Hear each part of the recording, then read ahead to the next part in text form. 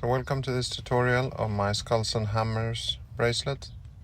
Uses 6 skulls and a Thor's hammer, which I've set up with a knot around the hammer.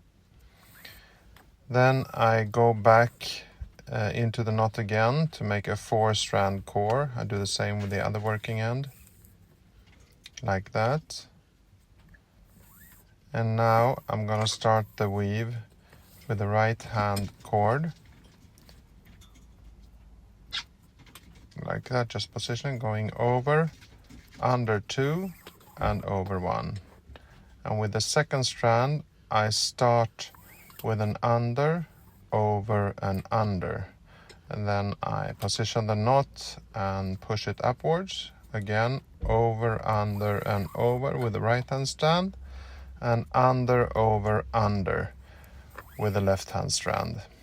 I do that so I get a few layers there. And now I'm going to take the right hand strand and just go around the outer part of the core. I do it twice like that, and do the same on the left hand side.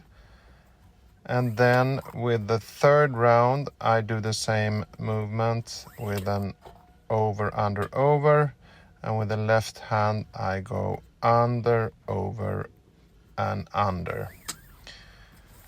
Again, I continue like that. Now we made the first skull. I pull the cords to reduce the gap between the skulls and the cord, and then do 3 passes between the skulls. I mean, this depends on how large your bracelet is, how many passes you'll do between each skulls, but in my case it's 3. Like that. Push the knot upwards and tighten the knot so the bracelet becomes even. Just checking the position of the skulls. Yeah, it's going to be good with 3 passes. Now I'm speeding up a bit here. 2 passes on the outer core, and then starting with the in-between passes again. 3 passes in between each skull, and 2 passes on the outside of each skull. Just continuing like that until we're down by the loops at the end. I'm going to speed this up a bit further, I think, to shorten the video. And now we're closing in towards the end here. I'll just finish the bracelet with the same 3 passes here at the end. The most important thing is to make it even. And now I push all the knots, all the passes upwards, and that way I can probably make 1 or 2 passes more. It makes for a better bracelet. So I'll loosen this and I'll attach the working ends on the back side using a fid like this, and pass it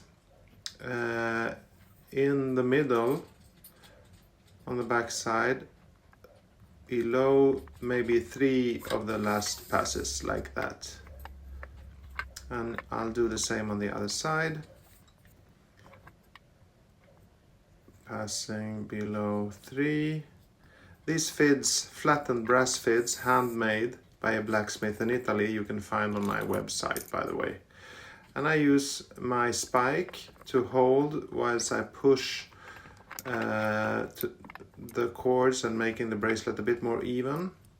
Now it should look nice when I close it around the hammer like this. The loops go around the hammer.